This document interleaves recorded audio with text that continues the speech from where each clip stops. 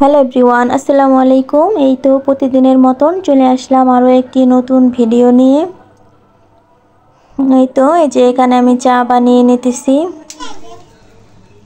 রং চা, আদা দিয়ে রং চা বানিয়েছি। এখন তো শীতের দিন এসে পড়েছে, আদার চা খেতে তো অনেকই ভালো লাগবে। আমি খাই, মাঝে মধ্যে খাওয়া পড়ে।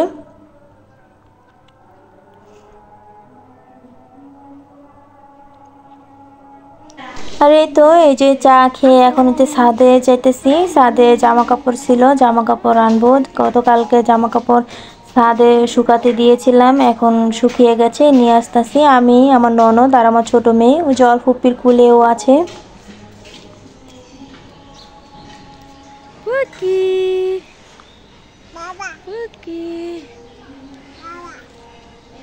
এই যে শুকিয়ে গেছে। আমার মেয়ের অনেকগুলা খাতা রোদ দিয়েছিলাম।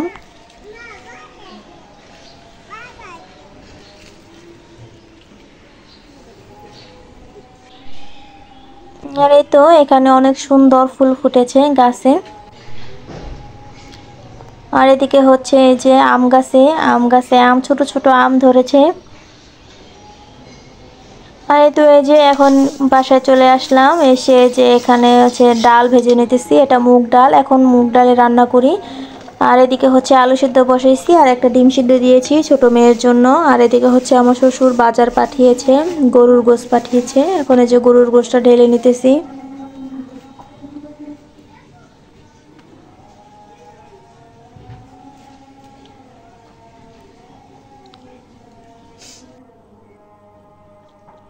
আর এদিকে হচ্ছে ছোট ছোট বাইলা মাছ রান্না করব হাতে মেখে। এখানে আলু দিয়েছি, বেগুন নিয়েছি, আর হচ্ছে ময় মশলা সব কিছু দিয়ে ভালো করে মেখে নেব।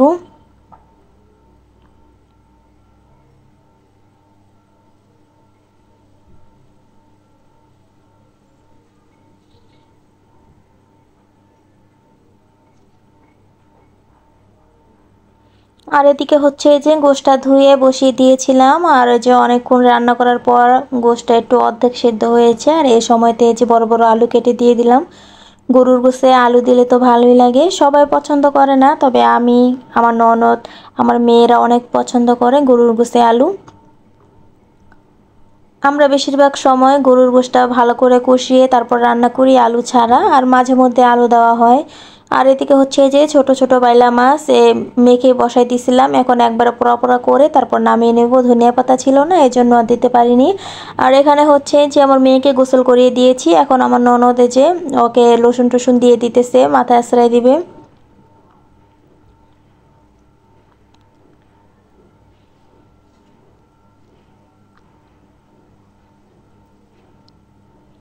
ও হাত পায়ে লোশন দিতে চায়, কিন্তু মুখে কোনো ক্রিম ট্রিম কিছুই দিতে চায় না। এই যে এখন কান্নাকাটি করতেছে, ও মুখে কিছুই দিতে চায় না।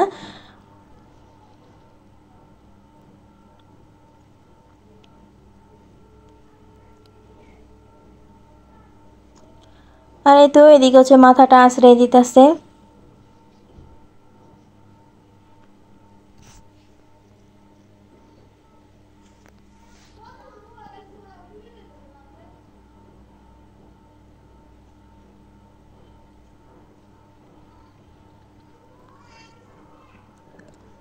এখন আর মাথা আঁচড়াতে দেবে না ওর ফুপ্পিকে, এজন্য আবার এই যে এখানে সরে বসে পড়লো। আর এদিকে হচ্ছে যে রান্না হয়ে গেছে। এখন এই যে মারিয়ামের বাবাও চলে এসেছে ভাত খাওয়ার জন্য।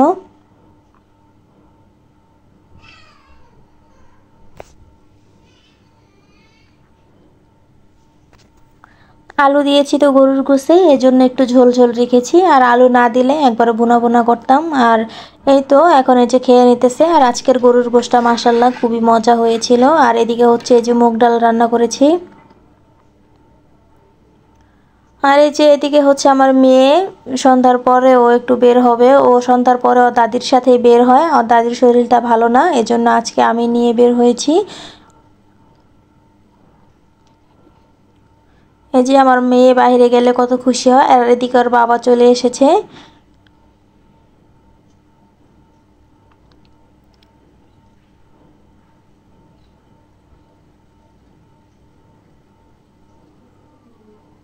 আর এই তো এই যে এখন আমরা বাসায় যেতেছি, বাসার ভিতরে ঢুকে গেলাম। আর আসার সময় যে সসেজ নিয়ে এসেছে, এখন এটা রান্না করব। পরশুদিন আমার শ্বশুর এনেছিল, ওটা তো আমরা সবাই অনেক পছন্দ করেছি, এই জন্য আবার আজকেও আবার আমার শ্বশুর পাঠিয়েছে সসেজ। আজকেরটা আমি রান্না করব, এর আগেরটা আমার শ্বশুর রান্না করেছিল। আমার শ্বশুরের হাতেই সসেজ, কাঁকড়া এসব রান্না অনেক মজা হয়। আমি আবার এরকম মজা করে রান্না করতে পারি না, তবে আজকে যাই রান্না করেছিলাম মোটামুটি ভালোই হয়েছিল। প্রথমে ভেজে নিলাম, একটুখানি হলুদ ফাঁকি আর লবণ দিয়ে ভালো করে একটু ভেজে নিয়েছি, তারপরে যে ভুনা করব। আর এদিকে হচ্ছে এই যে আমার শ্বশুরও এসে পড়েছে, ডিম নিয়ে এসেছে আর কালো জিরা নিয়ে এসেছে, কালো জিরা ভর্তা করব। আর এই যে ডিমগুলো আমার ননদ ফ্রিজে রেখে দেবে এখন। আর এদিকে হচ্ছে আমি যে সসেজটা ভুনা করে নিতেছি।